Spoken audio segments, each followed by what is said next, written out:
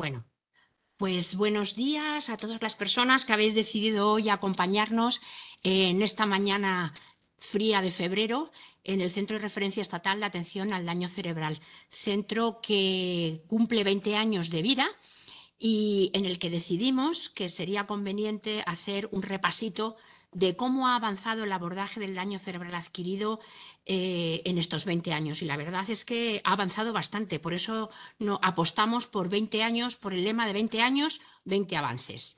Llevamos ya desde el mes de junio dando esta especie de píldora informativa en lo que pretendemos es dar voz a todas las organizaciones, personas, instituciones que, a nuestro juicio, han aportado algo para que podamos hablar de avances en el abordaje del daño cerebral. Hoy yo estoy contenta porque es el área asistencial de este centro la que tiene protagonismo. Si bien es cierto que es muy llamativo toda la rehabilitación, lo que llamamos rehabilitación, que yo ya sabéis, los que me conocéis, que soy más de servicios sociales y digo promoción de autonomía personal, pero en el fondo lo que buscamos es que la persona sea lo más parecida posible al minuto antes de tener el daño. Lo más llamativo es la fisioterapia, la terapia ocupacional, la logopedia, la neuropsicología. Sin embargo, hay un área que va más silenciosa, pero que no por ello es menos importante, y es el área de cuidados. Todas las personas que vienen a rehabilitación a este centro, que vienen a trabajar los programas individuales de atención, vienen por un proceso médico, por un proceso sanitario previo. Y es muy importante no solamente el cuidado que se da, sino toda la parte de prevención. Ya os digo que es más llamativo cuando vienes en silla de ruedas y sales de aquí andando, no siempre, pero en un porcentaje sí, pero eso tiene que ir acompañado de los cuidados, del abordaje las 24 horas del día. Y en este centro esto viene implementado por el área asistencial. Y qué menos que poderles dar voz en este, y además ellos voluntariamente, que yo sé que están dentro de la dinámica del CEADAC, que poderos contar brevemente, porque no dejan de ser píldoras informativas, no formativas, informativas, pero me parece importante dar protagonismo a los cuidados, que es el área más olvidada. Vamos a apostar porque deje de ser olvidada. Para esto contamos con Roberto López Manrique, que es el responsable de área asistencial, con Silvia Martínez Rabancho, que es TECAE de este centro, es decir, lo que antes decíamos auxiliares de enfermería para que nos entendamos todos, pero que ahora sois TECAE, sois técnicos, y Esther Borge, que es enfermera del centro. Así que yo ya no me enrollo más, os dejo en muy buenas manos y estoy segura que va a ser un éxito este avance. A por ello.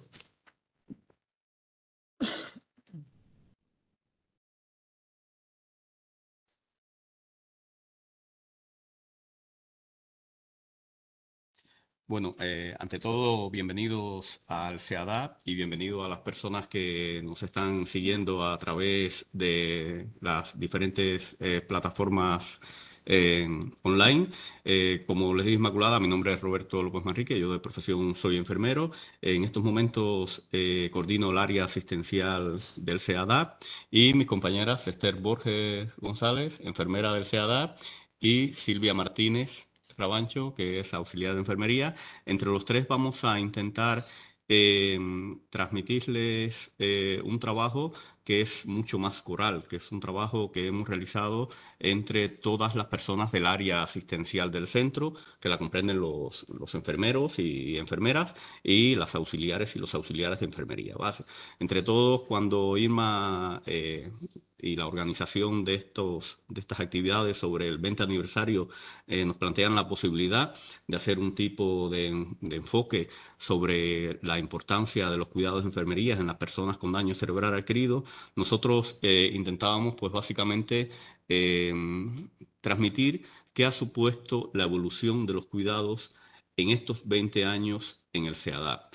no se atiende de la misma manera, los enfoques desde el punto de vista de actuaciones han supuesto modificaciones, el usuario, la persona usuaria y su familia se centran en el enfoque de todas nuestras actuaciones, el empoderamiento de la persona usuaria como receptor de cuidados y todos estos aspectos nos hacen básicamente que hayamos ido necesariamente evolucionando hacia una serie de cuidados que en unos primeros momentos se enfocaban como al profesional como más empoderado y a la persona usuaria como receptora o al paciente como receptor, y vemos cómo esto ha ido evolucionando durante estos tiempos y acompañando también a todo lo que es la evolución de esto, pues no está exento la persona usuaria con daño cerebral adquirido. Entonces, vamos a intentar hacer un análisis.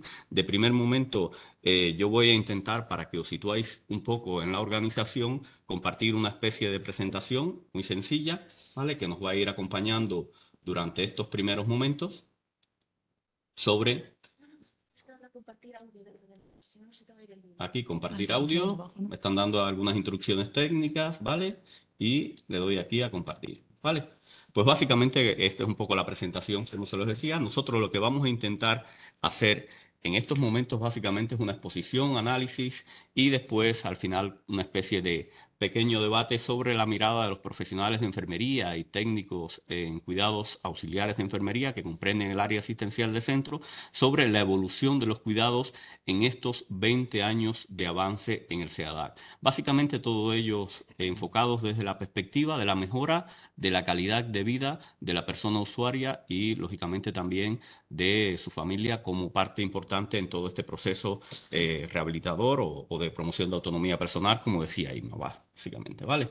Nos gustaría primeramente, porque seguramente muchos que estáis conectados y los que estáis aquí presencialmente conocen qué es el CEADAC, pero otras personas pueden que no. Así que nos gustaría situarlos brevemente a través de un pequeño vídeo divulgativo en qué es el CEADAC y a qué nos dedicamos. Cada año, en España, más de 100.000 personas sufren un daño cerebral adquirido. Si eres una de esas personas, o un familiar tuyo ha sufrido un daño cerebral y tiene entre 16 y 55 años, puedes solicitar una valoración en el Centro de Referencia Estatal de Atención al Daño Cerebral, CEADAC. El CEADAC, situado en Madrid, es un recurso sociosanitario público y gratuito que está dedicado a la promoción de autonomía personal de personas que han sufrido un DCA y sus familias. Para poder recibir tratamiento, debes enviar una solicitud para valorar si te podemos ayudar. Cada año atendemos a más de 300 personas con daño cerebral, para los que se diseña un programa individual. Nuestros profesionales son expertos en rehabilitación, de problemas físicos, de promoción de la salud, de comunicación,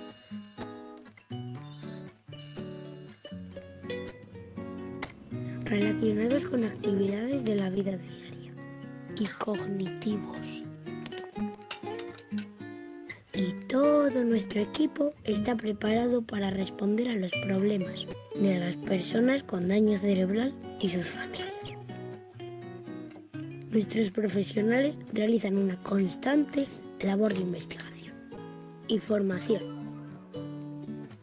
para poner al servicio de las personas con daño cerebral las técnicas más avanzadas en promoción de autonomía personal.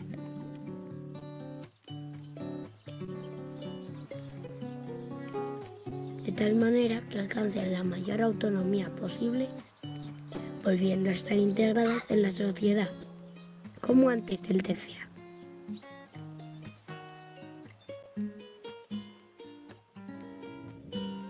CEADAC, el Centro de Referencia Estatal para la Atención de Personas con Daño Cerebral.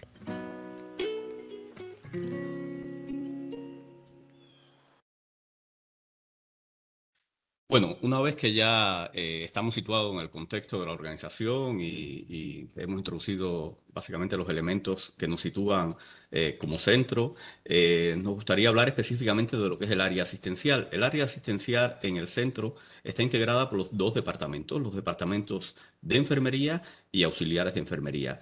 Básicamente es un área que está orientada hacia los cuidados orientados dentro del programa individual de rehabilitación de la persona usuaria, que van acompañando todo su proceso de rehabilitación.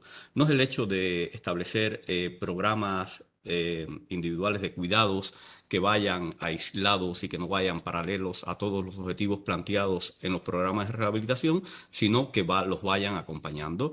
Como se lo decía a las compañeras, ya no es el hecho tanto de cuidar en sí, sino que esos cuidados vayan enfocados hacia la promoción de autonomía personal necesaria en la persona. Estos, lógicamente, están planteados, como decía Isma, necesariamente desde una fórmula preventiva y orientados también a todo el seguimiento y evolución de la persona usuaria, con el objeto de que problemas derivados o que se puedan surgir durante todo el proceso de rehabilitación, derivados con alteraciones más relacionadas con la salud, no interfieran en los programas de rehabilitación, enlenteciéndolos, ¿vale? O también, pues, dificultando su progresión. Nosotros creemos desde el área asistencial, desde el punto de vista de cuidados, enfermería y auxiliares de enfermería, que son muy importantes, ya que ayudarán, pues, lógicamente, con todo el resto del equipo multiprofesional que, que, que nos acompaña en el resto de la aplicación de los programas de intervención, a que la persona pueda llevar una rehabilitación satisfactoria. Como les decía, pues básicamente está integrado por enfermería y, y auxiliares de enfermería, y se engrana dentro de todos los equipos multiprofesionales, ¿vale? Que acompañan a todo el proceso de atención de la persona, como pueden ser medicina física, rehabilitación, logopedia, neuropsicología, en fin, todos esos que vemos ahí un poco. Los objetivos, básicamente, como lo decía Isma, no son otros que los mismos que establecemos desde inicio de tratamiento, que es la mejora de la persona, la evolución de la persona, que la persona sea lo más parecida posible al momento antes de sufrir el daño cerebral adquirido, ¿vale? Esta diapositiva básicamente planteo un poco la importancia que tienen los cuidados sobre la evolución de la persona con daño cerebral adquirido. Como todos sabemos, pues la persona pasa por muchas etapas, por muchas fases, desde el momento que se instauran los primeros síntomas hasta que es diagnosticada de una de las causas que tiene un daño cerebral adquirido, que como vamos a ver un poquito adelante, son diferentes y pueden ser complejas, ¿vale? Y estos son procesos generalmente que duran mucho en el tiempo. Nosotros generalmente atendemos en una fase ya más aguda de atención, donde ya es verdad que se han estabilizado una serie de problemas, pero no dejan de seguir prevaleciendo otros y surgir otros nuevos, ¿vale? Con lo cual, como se los requiere aquí, requiere por parte de nosotros, por parte de los profesionales que intervenimos en la rehabilitación de personas con daño cerebral adquirido y específicamente en las personas que aplicamos cuidados, una especialización que nos dote de determinadas conocimientos y herramientas para poder tratar y abordar los cuidados desde una perspectiva global, ¿vale? Y también, lógicamente, tratar el abordaje de los planes de cuidado dentro de los equipos de rehabilitación. Básicamente porque son procesos muy largos en el tiempo, nos podemos encontrar con serie de dificultades que el resto de los profesionales nos pueden ayudar, pues, a reconducir en determinados momentos.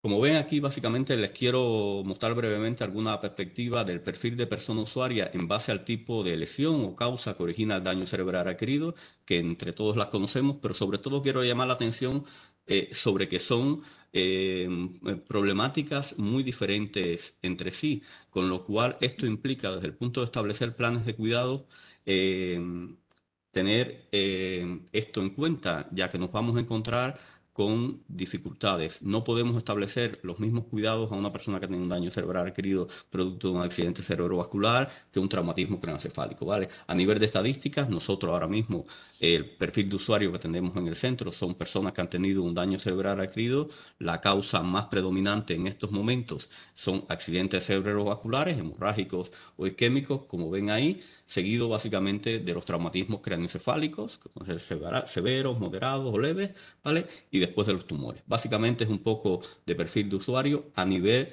de tipo de lesión. Otros datos que son interesantes para nosotros para poder trabajar y que consideramos que les pueden dar información a vosotros también a la hora de construir una idea del perfil de usuario que tenemos en el centro, pues es la edad. Básicamente trabajamos en edades comprendidas entre los 16 y los 55 años, siendo el mayor porcentaje de personas usuarias que atendemos mayores de 45 años. Pero la reflexión que queremos transmitir sobre esto es que, como se piensa en muchas ocasiones, el daño cerebral adquirido no es un problema sobre todo de personas mayores. Estamos viendo, y lo atendemos aquí en el centro, que cualquiera persona puede sufrir un daño cerebral adquirido, personas jóvenes y personas adultas jóvenes, y que ha habido un incremento bastante grande en los últimos años de adultos jóvenes con daño cerebral adquirido producto de algunas causas de las que vimos anteriormente.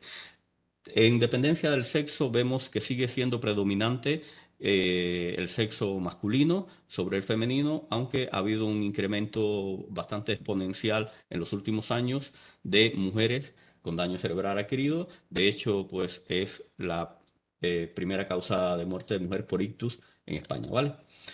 A nivel de procedencia, es interesante saber de dónde vienen los usuarios que atendemos en el centro. Básicamente, el mayor porcentaje de usuarios que atendemos en el centro vienen de ser atendidos en un hospital público, ¿vale? Seguidos ya con menos relevancia del resto de indicadores que trabajamos en el centro, que es atención primaria, un hospital privado y demás, ¿vale? Somos básicamente receptores de personas que han sido atendidas en una etapa inicial en un hospital público, y a nivel de especialidades, pues básicamente las que más se asimilan con el perfil de usuario y el tipo de atención que damos en el centro, que vienen generalmente derivados de medicina física de rehabilitación, neurología o neurocirugía, ¿vale? Después hay otras especialidades que también nos derivan, pero estas son las más predominantes, ¿vale? Aquí básicamente lo que queríamos hacer básicamente es una explicación de nuestro modelo de intervención, ¿vale?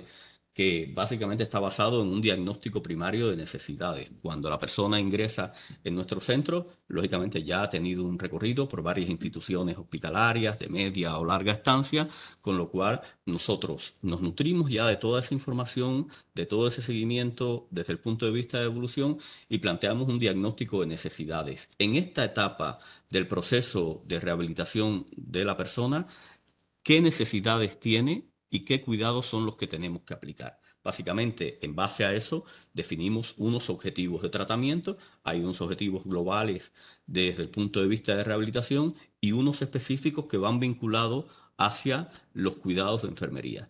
¿Qué queremos conseguir con esas personas? Estos objetivos específicos desde el punto de vista de cuidados no van ajenos a los objetivos que se establecen en los programas individuales de rehabilitación, ¿vale? Después, lógicamente, una programación de una serie de actividades en las cuales tenemos que intervenir para poder lograr unos resultados determinados, el seguimiento de estos objetivos y al final de cuentas, pues como todo, pues es una evaluación si lo que estamos haciendo, pues es satisfactorio o no, ¿vale? Ya desde el punto de vista de cómo planteamos los avances de la forma de abordar los cuidados, nosotros habíamos planteado desarrollar ya esta parte de la intervención desde dos perspectivas. Queríamos situar a las personas que nos están escuchando desde la perspectiva de la persona usuaria y la familia, y a partir de aquí desarrollar una serie de intervenciones y de los profesionales y de la organización. Nosotros vamos a empezar a desarrollar esto con la ayuda de mis compañeras, con Silvia y con Esther, ¿vale? Como les decía un poco a nivel de introducción, No es un trabajo que hayamos hecho solo. Nosotros básicamente lo que estamos haciendo somos la cara visible y expositora de esta intervención, pero es un trabajo coral que se ha hecho entre todos los integrantes del Departamento de Auxiliares de Enfermería y de Enfermería del centro. Vale, voy a dejar de compartir la presentación, voy a ver si lo hago bien, para ya centrarnos un poco en una especie de debate y de intervención con el resto de las compañeras, ¿vale? La flechita esa. Por aquí, ¿no? La flechita. Vale, pues ya aquí estamos un poco situados en la presentación y como les decía, vamos a empezar ahora a partir de estos 20 años de evolución del cuidado desde la perspectiva de la persona usuaria y la familia, pero nos gustaría centrar brevemente en cómo hemos desarrollado este trabajo para llegar a estos resultados, cómo lo hemos hecho. Bueno, en mi caso, yo soy Esther, una de las enfermeras de aquí del CIADA. Yo pasé un cuestionario a los enfermeros para ver cuál era su visión respecto a los avances que habían ocurrido en los últimos 20 años. Y aunque muchos de nosotros no habíamos estado aquí 20 años, sí que había bastante congruencia con los avances que habían ocurrido en el Departamento de Enfermería, que luego los desarrollaré más pormenorizadamente. En el caso del equipo de TCAE se hicieron unas reuniones en grupos pequeños de unas 9 o 10 personas y el resultado de esas charlas que tuvimos es el trabajo que voy a representar hoy y que voy a explicaros hoy. Pero todo el contenido, hay las expresiones, las perspectivas, los puntos de vista de todos los miembros del equipo de TCAES. Vale, gracias. Sí. Bueno, como veis, ha sido un trabajo grupal en el cual pues, los resultados que hemos sacado se los vamos a transmitir a continuación. Desde el enfoque de la persona usuaria y la familia, que es lo que nos va a hablar más Esther, tenemos que analizar el contexto de cómo se aplican los cuidados. Como vieron un poco en la presentación inicial, las causas o los orígenes de las personas con daño cerebral adquirido son muy diversas, ¿vale? Con lo cual estamos hablando de grupos muy heterogéneos para los cuales tenemos que diseñar planes de cuidado muy específicos. Nosotros, como el abordaje de todos estos, pues nos llevaría un tiempo muy largo, hemos hecho un resumen sobre aquellos con los cuales trabajamos con más frecuencia. Y esto es lo que vamos a desarrollar a partir de Esther. Un poco vamos a ir, yo le voy dando unos pies a Esther para que nos hable de determinadas intervenciones y Esther nos va contando un poco cómo los hemos ido desarrollando, ¿vale? Esther, a partir de la percepción y el manejo de salud de las personas usuarias con daño cerebral adquirido, ¿cómo lo hemos trabajado y cuáles conclusiones hemos sacado? Bueno, uno de los mayores avances en la enfermería también en este sentido, que es cómo el propio individuo percibe su salud y el cómo la maneja, ha sido dejar de tener una actitud más paternalista en donde la enfermera inculcaba una serie de cuidados al usuario y ahora lo que se hace es intentar que sea el mismo usuario el que colabore con sus cuidados en lo mayor posible que él pueda, que sea lo más autónomo posible. Y se intenta mejorar también la comunicación con las familias, porque luego son usuarios que se van a domicilio y que hay que inculcarles esa serie de cuidados. Se intenta que sean ellos los que lo hagan, pero si no es posible, instruir a las familias porque nadie sabe, nadie tiene por qué saber cómo tiene que cuidar a un familiar hasta que llega el momento. Entonces, se intenta que la familia nos exprese esas dudas y si no puede ser llevado a cabo por los usuarios, sea la misma familia la que lleve esos cuidados. Bueno, yo quería añadir que esta actitud paternalista de la que habla Esther empieza eliminando el lenguaje paternalista, cómo nos dirigimos a la persona usuaria. Debemos proporcionarle la capacidad de decidir y respetar esas decisiones. Perdón, que no quiero que se me olvide nada. Ya no es válido limitar la autonomía o los derechos de la persona con la excusa de protegerles. Vale. Bueno, como vemos la problemática de las personas con daño cerebral adquirido a nivel de cuidados, pues es bastante extensa en relación de temas específicos con los cuales nos encontramos más en nuestro día a día y que tienen continuidad hasta nuestro abordaje, como puede ser los problemas relacionados con la alimentación, con la hidratación y algunos específicos con los cuidados de la piel. Bueno, pues en este caso, unos avances que ha habido, bueno, hay que tener en cuenta que hay algunos usuarios con daño cerebral que una de las mayores, una secuela importante aquí que se trabaja bastante es el tema de la disfagia, que es un tema de dificultad a la hora de tragar. Entonces, aquí estamos muy concienciados con esa problemática y se trabaja de forma transdisciplinar, médicos rehabilitadores, logopedas, cocina, incluso, y la enfermería lo que hace es velar por el cumplimiento de esas dietas. Esas dietas al principio a lo mejor eran muy restrictivas y cada vez son menos restrictivas y se intenta que sean lo más adaptadas posible a cada tipo de usuario. No prohibiendo alimentos, sino adaptándolos, como ya comentaron en avances, creo que fue Susana, Laura Seco y Jaime el de Cocina, cómo han ido mejorando esas dietas y cómo trabajan conjuntamente para ir avanzando en esto, en que se conozca también, y en parte de enfermería lo que hace también es explicar a las familias qué tipo de alimentos son seguros, cuáles deben de cambiar y si hay algún problema. También comentar que a veces también nos vienen usuarios con sondas de gastrostomía, que es alimentarlos a través de la vía abdominal, ¿vale? Bueno, a través de la zona gástrica. Entonces, esto ha cambiado mucho porque antiguamente no venían muchos pacientes con, bueno, usuarios en este caso, con sondas, sino que para que le pusieran una PEG, que se llaman así, las sondas que van a la cavidad abdominal, pues para que eso ocurriera, a lo mejor se habían atragantado varias veces o habían estado con sondas nasogástricas. Entonces, cada vez que ven que las personas, ya en el mismo hospital, se ve que una persona tiene una disfagia severa, ya salen directamente del hospital con este tipo de sondas. Y ya poco a poco aquí en el centro se les va rehabilitando la cavidad, o sea, la vía oral, poco a poco, para ir adaptando y para que no haya un riesgo de atragantamiento ni haya una broncoaspiración. Y bueno, se le enseña también a las familias, si tiene este tipo de sondas, cómo tiene que usarlas, cuáles son los posibles riesgos que hay o si tiene que tener algún cuidado específico.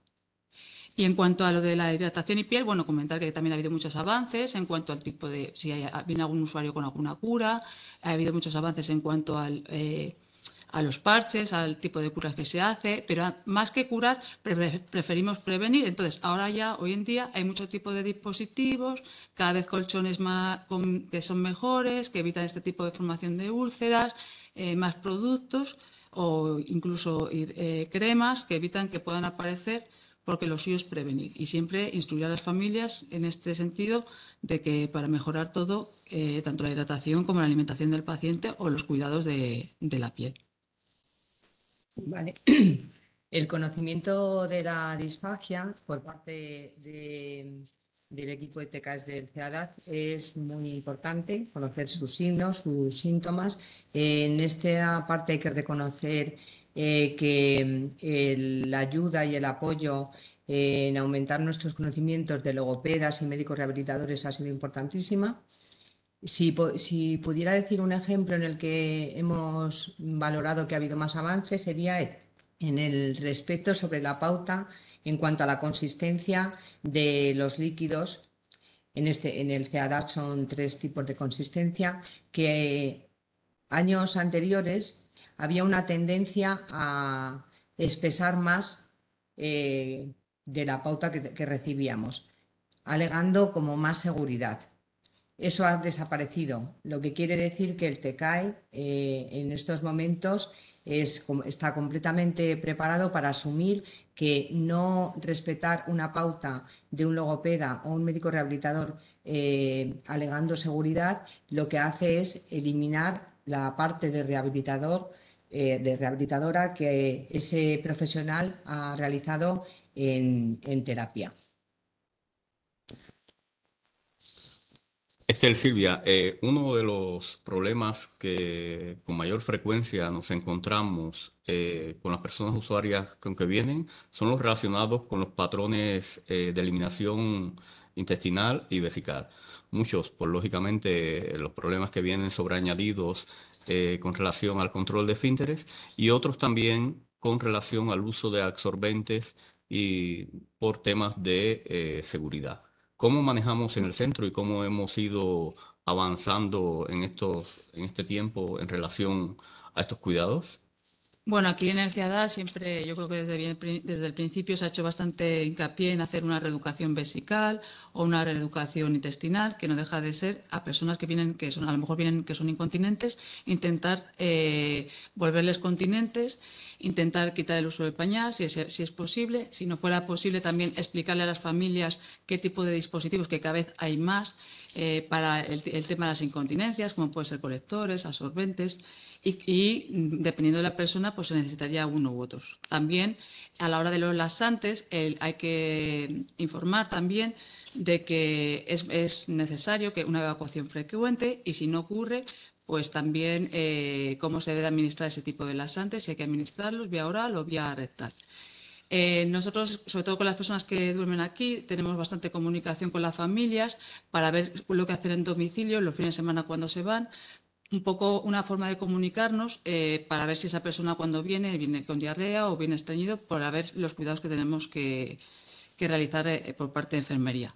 Y aunque aquí no es un perfil frecuente, sí que lo hemos tenido. Hay usuarios que son portadores que tienen que usar sondajes intermitentes.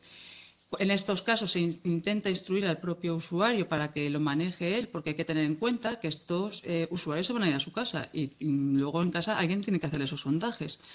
En este caso, si el paciente o el usuario lo puede hacer, se le indica, se le enseña y nosotros vemos cómo lo van haciendo, y si no es posible, pues se instruye también a las familias de cómo debe hacerlo, los posibles riesgos, complicaciones, intentando siempre que todo pueda ser llevado en domicilio. Si no fuera posible, pues entonces haríamos una nota para el centro de salud, pero siempre hay que intentar la mayor autonomía, porque esto es un problema con el que se van a encontrar las familias en su domicilio.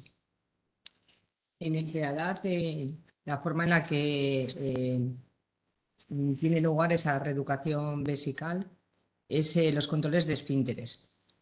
No es algo en lo que podamos decir que es como novedoso. Yo desde el principio, y el resto de mis compañeras que están desde que se inauguró, siempre ha tenido lugar. O sea, no es algo novedoso en el CEADAT el trabajar el control de esfínteres. Sí que lo es la capacidad del equipo de TKS para ser conscientes de la importancia que eso supone para la persona usuaria a la hora de su identidad y de su autoestima. Básicamente son unos registros que se hacen normalmente cada 2 horas y luego cada 3. Empiezan en las 8 de la mañana, suelen terminar sobre las 9, sobre si la persona ha hecho o no pis en el VC, si el pañal estaba seco, si estaba mojado. Cuando tienes unos registros como de 15 días, tienes una información que te ayuda a ver si hay que ir variando la hora a la que se le ha puesto determinado control. En definitiva, lo que se pretende es que la persona se mantenga seca. Para nosotros es importante trabajar todos los temas relacionados con la actividad y sobre todo la autonomía de la persona usuaria, ¿vale? En todos los procesos que van implicados desde las actividades básicas de vida diaria, la ayuda necesaria para todos los procesos relacionados con el vestido, con el desvestido, y también importante los controles que tenemos desde el punto de vista de situaciones de salud, digamos los controles que van acompañando comorbilidades que están presentes en el daño cerebral adquirido, como puede ser el control de la tensión, puede ser el control de glucemia, todas estas cosas que no dejan de ser pues problemas que van acompañando a la persona usuaria durante pues todo su proceso, y también hay que hacerle un seguimiento. Ya para hacer un poquito de resumen, en cuanto a lo que es actividad, autonomía y controles, ¿cómo lo manejamos? Bueno, pues a ver, una de las mayores evoluciones que ha habido también en los cuidados de enfermería, bueno, aquí en el CEADA siempre se ha intentado que la persona sea lo más autónoma posible. Empezó haciéndose unos registros también de caídas para ver cómo, porque era una de las problemas que se presentaban a veces, porque claro, son usuarios que a lo mejor pasan de una silla de ruedas a empezar a deambular, a andar, o con ayuda de un bastón. Entonces eran solían ocurrir caídas y había que valorar por qué ocurrían esas caídas. Entonces se empezó a hacer un registro, viendo a ver por qué se producían y cuál era el motivo. Y también se empezó, no hace mucho, a incluir una escala modificada a la hora del ingreso, que es para ver cuál es el riesgo que tiene un usuario de caerse. Y así establecer una serie de medidas preventivas y dar unas recomendaciones a los familiares para evitar caídas en domicilio, porque para nosotros es importante que no haya esas caídas, ya que puede producir unas consecuencias, pues una rotura o algo que pueda ir para atrás la rehabilitación. Luego, es muy importante eso que digo también, la educación para la salud de las familias. Y en cuanto al tema de la autonomía, pues siempre velamos porque sean los mayor autónomos posibles. Cada vez hay más tipos de ayudas técnicas, sillas de baño más modernas, grúas de bipedestación que ayudan a la persona a levantarse con mínimo esfuerzo. Bueno, pues esto han ido mejorando y por eso también hemos ido evolucionando. Otros cuidados también ha sido explicarle a los usuarios que, como bien dice Roberto, muchos de ellos tienen asociada una serie de comorbilidades, como son la obesidad, la diabetes, la hipertensión. Y estas enfermedades que pueden ir acompañadas o asociadas con el daño cerebral, hay que intentar mantenerlo dentro de unos márgenes controlados. Hacer hincapié en que la medicación se tome como está prescrita, intentar mantener unos controles dentro de rangos normales. Ahora también a los usuarios les ponemos en horario cuando tienen que venir a controlarse una serie de constantes para hacerle lo más responsables posibles de sus propios cuidados y que sean ellos que vengan a enfermería a tomárselas.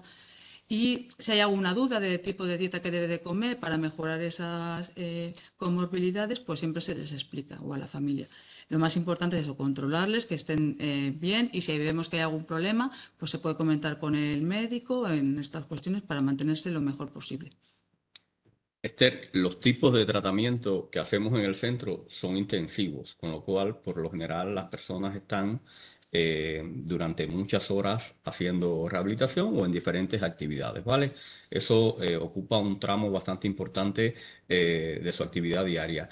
¿Tenemos diseñado patrones de descanso que sean eficaces o cómo lo vamos trabajando? Bueno, aquí siempre se sabe que es muy importante el descanso en una persona que ha tenido, en general en todo el mundo, ¿no? Pero sobre todo en una persona que ha tenido daño cerebral, que puede sentirse más agotada y puede requerir más horas de sueño. Entonces, bueno, las personas que duermen aquí, pues se vela porque realmente estas personas tengan un descanso eficaz. Si hay algún problema de conciliación de sueño o de mantenimiento de pues bueno, les decimos que nos llamen, nos avisen, y si hay algún problema se lo comunicamos a los médicos por si hubiera algún tipo de solución. También a veces nos llegan de los hospitales que vienen de estar en mucho tiempo en cama y no aguantan tanto todo el tiempo levantados, y los médicos rehabilitadores establecen periodos de descanso a lo mejor por la mañana o por la tarde en función de las necesidades de los usuarios. Evidentemente la medicación ha ido avanzando mucho también, y las medicaciones tanto inductoras como mantenedoras del sueño pues son mejores, pero bueno, siempre se trabaja de manera transdisciplinar y si vemos algún problema nosotros lo comunicamos a los médicos rehabilitadores o al médico general de aquí del centro para que busquemos una solución conjunta. Aquí normalmente se entra en las habitaciones a las personas que son más dependientes o que requieren un cambio postural cada 3 horas, y también se vela más porque las demás personas que duermen en el centro estén bien en esos horarios. Pero bueno, ahora os va a contar también Silvia una novedad que tenemos también aquí. Una novedad al respecto de favorecer el descanso es el avance de los derechos de la persona usuaria, es la capacidad que ahora tiene de llegar a un acuerdo con su neuropsicóloga, para decidir que no pase el personal auxiliar en el turno de noche en las rondas, siempre y cuando esto no suponga un perjuicio para la persona. Uno de los también un problema bastante frecuente que nos refieren las personas usuarias al ingreso, básicamente son los problemas derivados del dolor.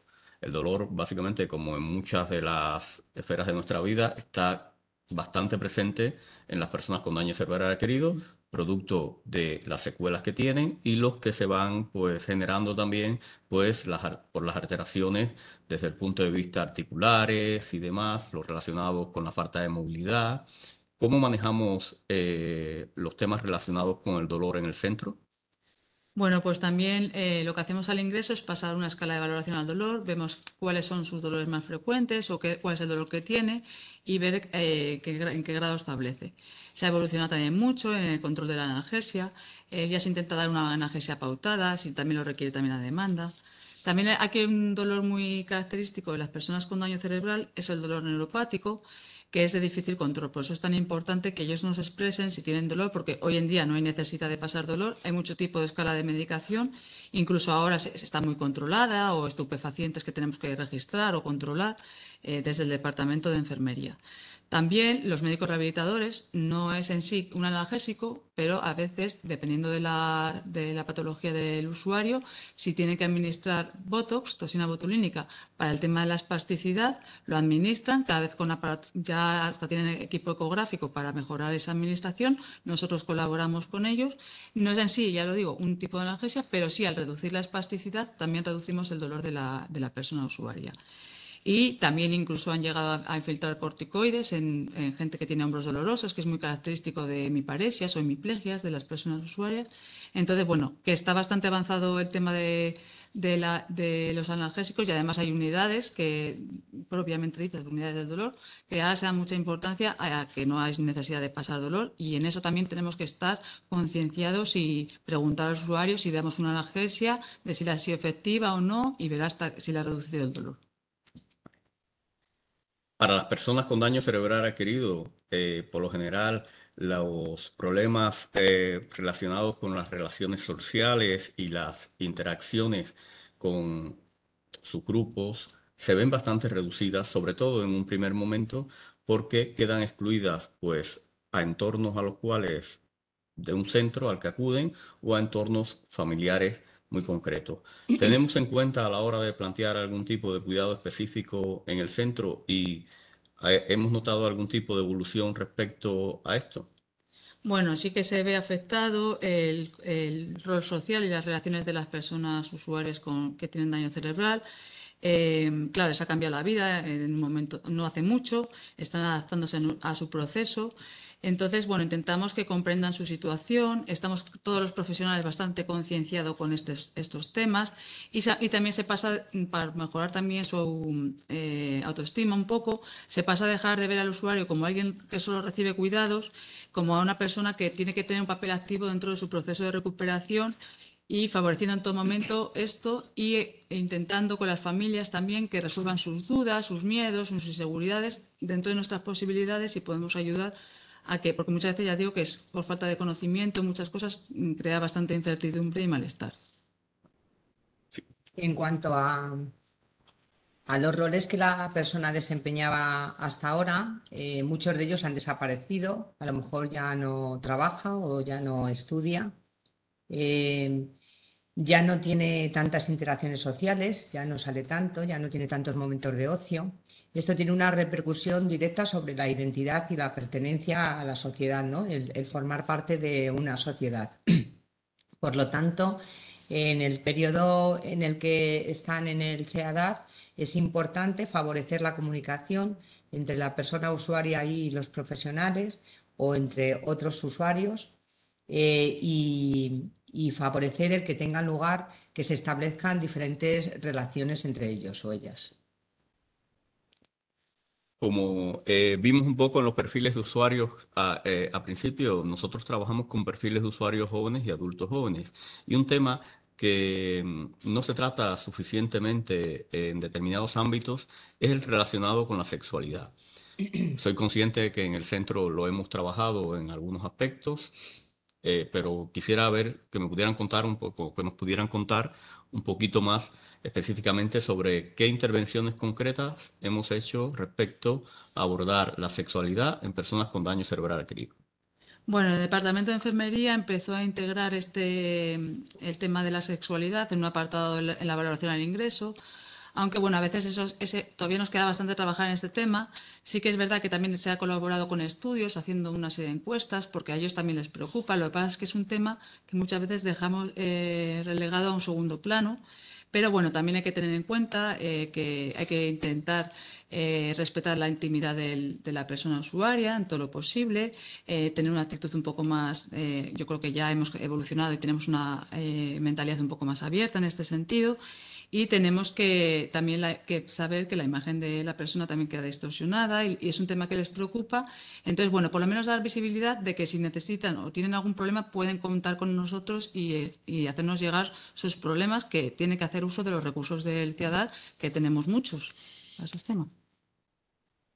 ¿Tú querías aportar algo No, sobre yo ese sí, aspecto, Silvia? una coletilla que es entender el concepto de habitación del usuario como un espacio privado al que hay o sea, que tenemos que obtener un permiso para poder acceder a él. Aclarar ese concepto. Vale, pues básicamente ya para ir cerrando un poquito este apartado, lo que sí nos gustaría básicamente es hablar sobre los aspectos que van relacionados con la adaptación de la nueva situación de la persona usuaria y el enfoque que están planteados sobre los cuidados siguiendo todo lo que es los programas de intervención de rehabilitación. Bueno, yo creo que en cuanto a la adaptación a su nuevo proceso, a su nueva situación, el usuario, hay que dar, o sea, creo que todos estamos muy concienciados, todo el equipo, estamos sensibilizados. Si vemos que una persona puede presentar una serie de problemas, intentamos comunicarlos con el profesional que mejor le pueda atender. Incluso aquí que me gustaría hacer un poco también... me parece interesante que hay una página que la podéis ver que se llama Daño Cerebral Invisible. En ello hablan mucho los propios usuarios o profesionales de aquí del centro sobre sus testimonios, un poco cómo han ellos trabajado su resiliencia, cómo intentan adaptarse a esa situación y cómo afrontarla desde su punto de vista. Entonces me parecía interesante hacer este hincapié aquí. Sí. Esther, y ya brevemente para cerrar, aspectos que tampoco a veces se trabajan suficientemente o que pensamos que van más relacionados con la esfera íntima de la persona, como las creencias, los valores y demás, ¿los tenemos en cuenta a la hora de trabajar con la persona usuaria? Yo creo que también hemos avanzado en este punto porque ahora se tienen muy en cuenta muchas cosas, la religión, el tema de si una persona no quiere recibir un tratamiento, ya no nos ponemos, o sea, le explicamos siempre que tiene que hacerlo o que debería hacerlo por esto y por esto y por lo otro, pero si la persona se niega, pues tampoco nos ponemos en plan madre o padre a tener que intentar convencer a las personas. Y, por ejemplo, si hay una persona es vegana o vegetariana, se adapta el tipo de dieta, o si una persona no come cerdo, se respeta. Esas cosas pues se tienen muy en cuenta y sobre todo el derecho del propio usuario a sus propias creencias. Así que sí, ¿Querías aportar algo tú, Silvia? Vale, pues con esta parte de nosotros vamos a ir cerrando un poquito lo que es los aspectos más relacionados con la persona usuaria y la familia desde el punto de vista de aquellas necesidades que nosotros hemos identificado más en el centro y con las cuales trabajamos con más frecuencia. Y ahora vamos a hablar ya de aspectos más relacionados con la organización y los profesionales. Para esto nos vamos a apoyar más en la intervención de Silvia, que lo ha desarrollado con las compañeras del colectivo de auxiliares de enfermería del centro y vamos a hablar de aspectos relativos. Vamos a empezar, Silvia, sobre lo que habéis trabajado respecto a la organización. Bueno, ya comenté antes cómo se ha recopilado este material, pero quería hacer una pequeña introducción. Yo pienso que lo que nos ha dado más impulso y nos ha ayudado más a crecer y a evolucionar a las personas que nos dedicamos a los cuidados es haber encontrado un equilibrio entre la parte más técnica, entre el concepto más técnico, más profesional y la parte emocional. Se ha dejado atrás este concepto más intuitivo de los cuidados que hacía parecer que cualquier persona con poca preparación podía cuidar. Ya no es la persona la que se adapta al profesional, a la prisa que éste tenga, a lo que decida, a lo que proponga. La ergonomía ya no solo contempla al profesional. Hemos pasado de lo rápido a lo bien hecho. A poner el foco en las necesidades individuales de la persona usuaria y no del colectivo. Hemos pasado al menos es más. Cuantos menos cuidados necesite, mejor estoy haciendo mi trabajo. Es un paso de los cuidados a la rehabilitación. Y ahora ya si quieres me... Sí, Bueno, básicamente a nivel de objetivos, ¿cómo planteamos y cómo le hacemos seguimiento y qué mejoras hemos visto de forma tangible en este tiempo de trabajo con personas con daño cerebral adquirido durante estos 20 años, desde la parte asistencial y específicamente desde el colectivo de auxiliares de enfermería?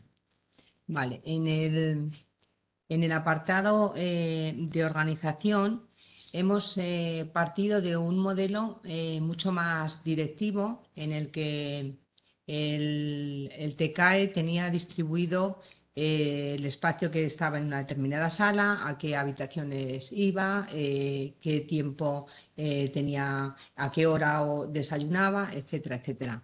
En el momento en el que nos encontramos ahora, tenemos un modelo muchísimo más flexible en el que es el propio TCAE la persona que organiza o distribuye el trabajo, atendiendo a sus conocimientos, a su experiencia y a las necesidades que una situación o caso determinado nos dé lugar, ¿no?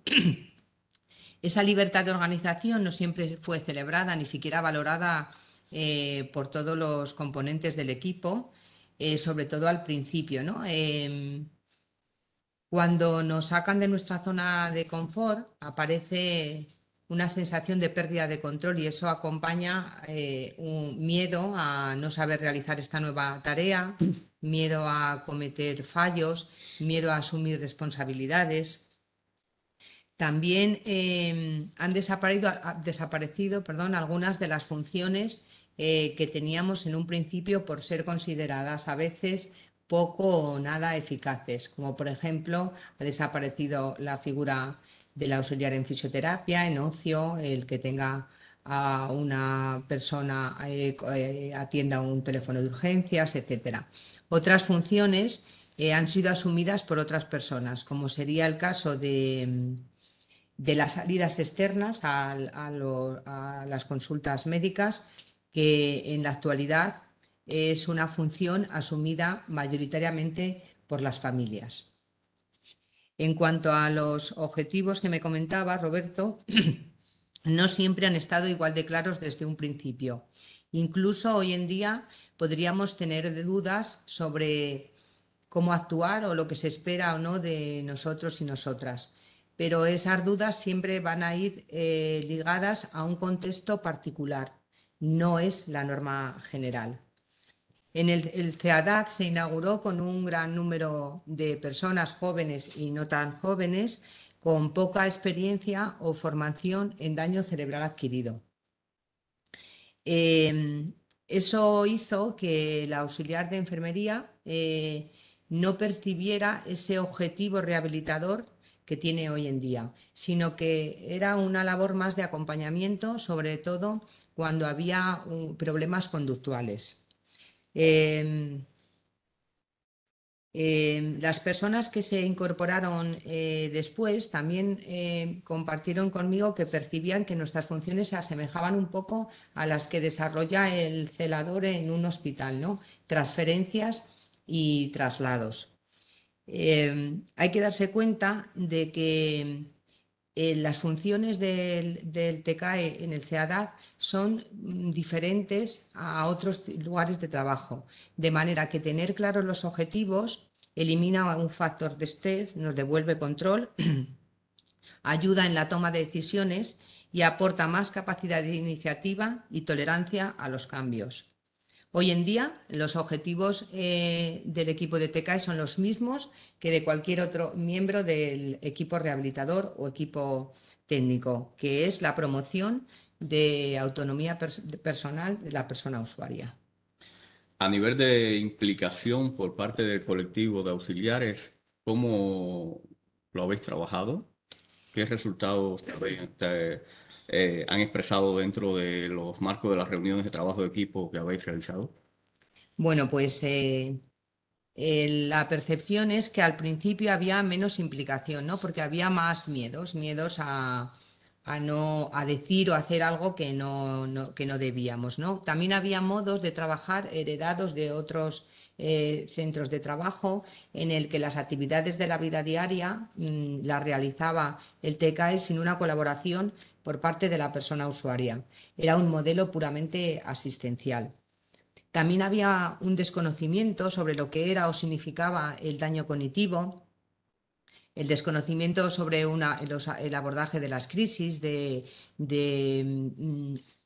temas conductuales, de cuando había agresividad. A lo largo de los años, en esto hemos evolucionado mucho y se nota sobre todo en las incidencias conductuales que el equipo de TKS deriva al neuropsicólogo. Hace años eran muchas, hoy en día la mayoría de estas incidencias conductuales las resuelve el propio equipo de TKS. También hay quien percibe que ahora estamos en un momento de stand-by o quien incluso dice que nos falta hemos perdido un poquito de implicación debido a que se ha perdido algo del entusiasmo inicial, ¿no? Pero la mayoría considera que nos implicamos más porque ahora nos dejan implicarnos, porque ahora tienen más confianza en nosotras o en nosotros, valoran más nuestra información y consideran que nuestras opiniones son relevantes. No solo trabajamos para cuidar, trabajamos para devolver a la persona la capacidad de cuidarse por sí misma. Lo que sí hay coincidencia en la voluntad del equipo entero en trabajar para aumentar esta motivación y esta implicación. Silvia, ¿y cómo se percibe desde el punto de vista del auxiliar de enfermería su posición dentro de los equipos de rehabilitación? Bueno, en cuanto a la posición que tenemos dentro del equipo de trabajo, siempre ha habido una buena relación y una buena comunicación. Quizás sea este el apartado en el que se han visto menos cambios o menos evolución, porque siempre el TKE se ha sentido muy integrado. Esta percepción aumenta cuando esta pregunta se la hacíamos a personas que venían de otros centros de trabajo, hasta el punto que entendían que, como en el CEADAT, en ningún otro sitio se había respetado su profesión. El equipo técnico ha jugado un papel importante porque ha colaborado en nuestra formación y conocimientos y destaca la facilidad con que podemos acercarnos a cualquiera de ellos o de ellas a consultar una duda, hacer una pregunta, hacer una sugerencia sin que tenga que mediar ninguna reunión para ello, ¿no? Tener referencias de otros profesionales nos hace más conscientes de nuestro trabajo, ¿no? Es una relación horizontal. El equipo de TKS es capaz de observar cómo desarrolla esa persona las actividades de la vida diaria que ha trabajado en un determinado departamento o cómo desarrolla una tarea que ha trabajado en un taller y esa información es muy importante para el equipo técnico, ¿no? Por eso también es una relación bidireccional, ¿no? Eso nos hace mejores profesionales y tiene una repercusión directa en la rehabilitación de la persona usuaria, ¿no? Se ha evolucionado también en cuanto a las reuniones de trabajo, ¿no? Antes el auxiliar de enfermería se reunía con todo el equipo técnico y hoy en día son reuniones semanales que tienen lugar con los coordinadores, es decir, con el médico rehabilitador y con el neuropsicólogo o neuropsicóloga. Entonces, aquí ha habido dos cambios principalmente. Primero, el número de TKs que acuden a la reunión, de una que era al principio a 5 más o menos por planta, en el CEADAF hay 3, que son las que acuden ahora.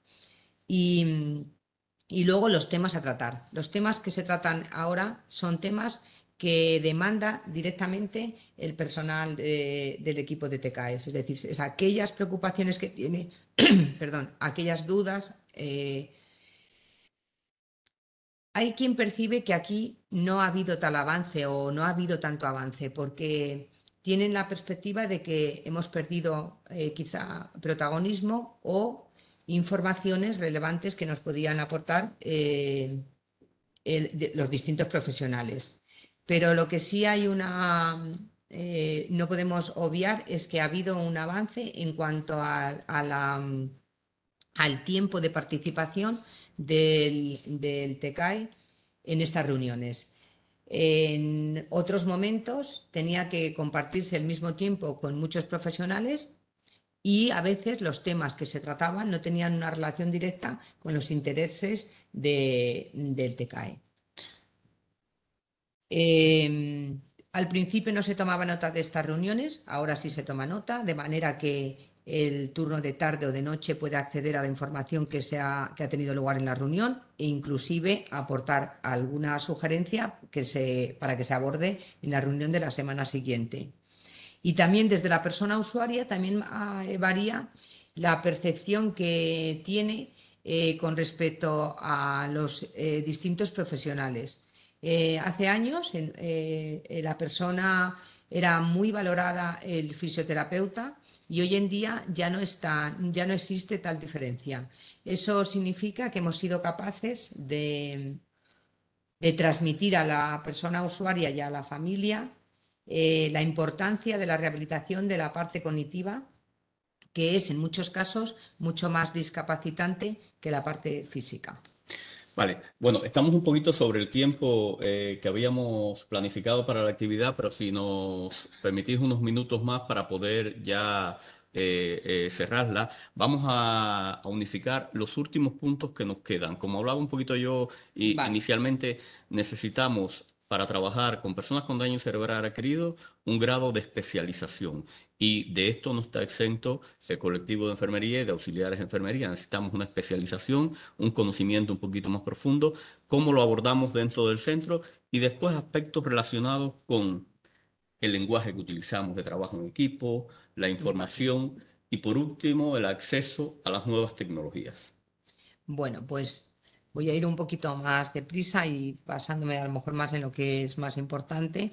En cuanto al trabajo en equipo, ha sido un largo camino que no hemos terminado aún, y yo diría que no tiene fin porque no es una meta en sí, sino que es una forma de entender la manera de trabajar.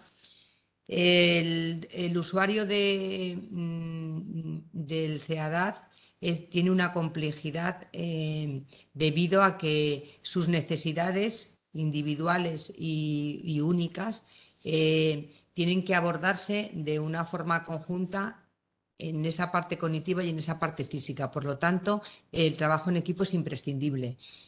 Algo que era entendido desde el principio en cuanto a departamentos diferentes, ha habido que avanzar un poco más para entender que dentro del mismo departamento es imposible conseguir los objetivos desde una perspectiva individual.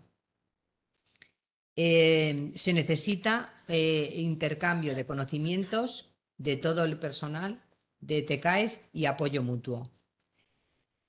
Los avances en organización y objetivos fueron un primer paso, pero se han necesitado muchos más para llegar al momento en el que estamos actualmente, en el que los equipos están muchísimo más consolidados.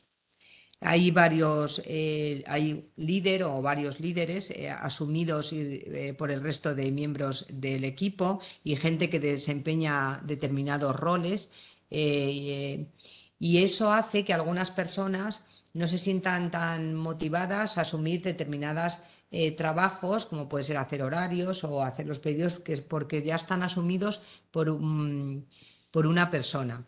Y desde el equipo de TECAE se demanda ese intercambio de roles o delimitar más las funciones que tenemos dentro del equipo. Trabajar en una elaboración conjunta de soluciones. Elegir unas normas respetadas y consensuadas por todo el equipo, trabajar el compañerismo, el sentido de identidad de grupo. Ante conflictos, poner el foco en las soluciones y no tanto en el problema. En esto hay quien piensa que ha habido pocos avances, hay quien piensa que que en algunos momentos hemos ido algún paso para atrás, pero la mayoría piensa que que hemos avanzado mucho en el trabajo en equipo, que ahora tenemos un sentido de pertenencia que ha aumentado con respecto a años anteriores y han desaparecido muchos de los comportamientos individuales que antes tenían lugar. Algo en lo que se percibe es que antes eran grupos muy cerrados en los que era muy difícil para nuevos miembros intervenir o tomar decisiones. Voy a hablar también del lenguaje, que me parece importante, porque ha habido también muchos cambios en el lenguaje. El lenguaje tiene un papel muy relevante a la hora de las relaciones personales y es un gran predictor de consecuencias.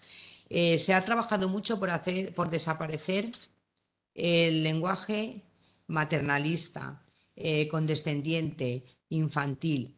Aún así, no significa que no tengamos que seguir trabajando en ello. Y también se ha trabajado mucho para eliminar frases del tipo no me pagan por realizar estas funciones, no me pagan por pensar, esto no se hace porque va a crear precedente, esto no se hace porque siempre se ha hecho así. El lenguaje es muy importante porque paraliza. Es decir, todas estas frases que ya han desaparecido en la mayoría de los casos, lo que nos hace es ayudar a avanzar y no paralizarnos.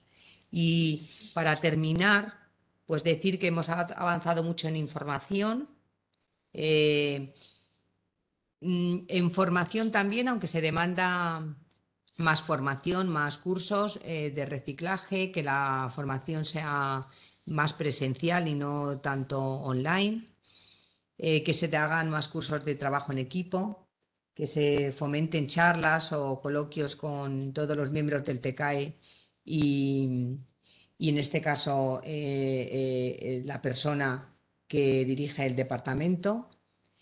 Y como ya creo que estamos bastante fuera de tiempo, ¿verdad? Pues ya no voy a seguir en ello. Nosotros tenemos planteado una pequeña parte de conclusiones, pero antes quiero invitar a las personas que nos están siguiendo online que si quieren hacer algún tipo de pregunta, utilicen el chat, utilicen el foro y nosotros vamos a abrir, después que cerremos las conclusiones, pues un espacio de tiempo para irlas contestando en la medida de nuestras posibilidades, ¿vale? Como les decía, para ir ya cerrando brevemente, ¿hacia dónde consideráis que tenemos que seguir avanzando?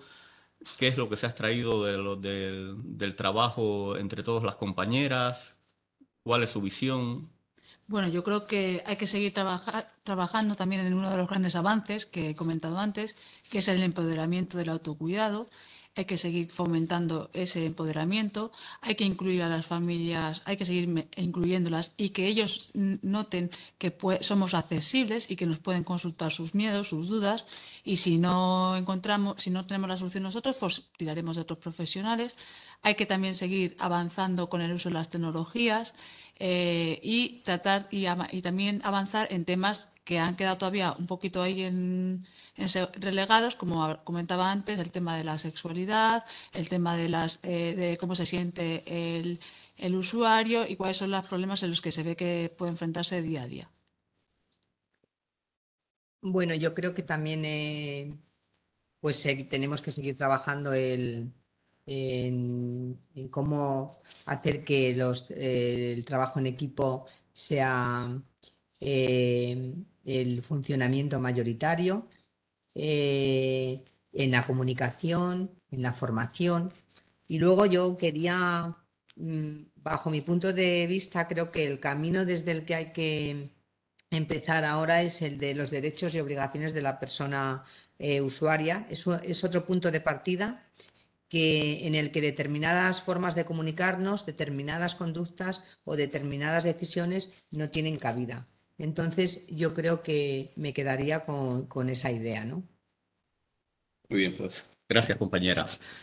Bueno, vamos a leer un poquito los comentarios del chat, a ver si tenemos alguna pregunta. No tenemos pregunta. Bueno, gracias a los compañeros que nos han seguido en el chat.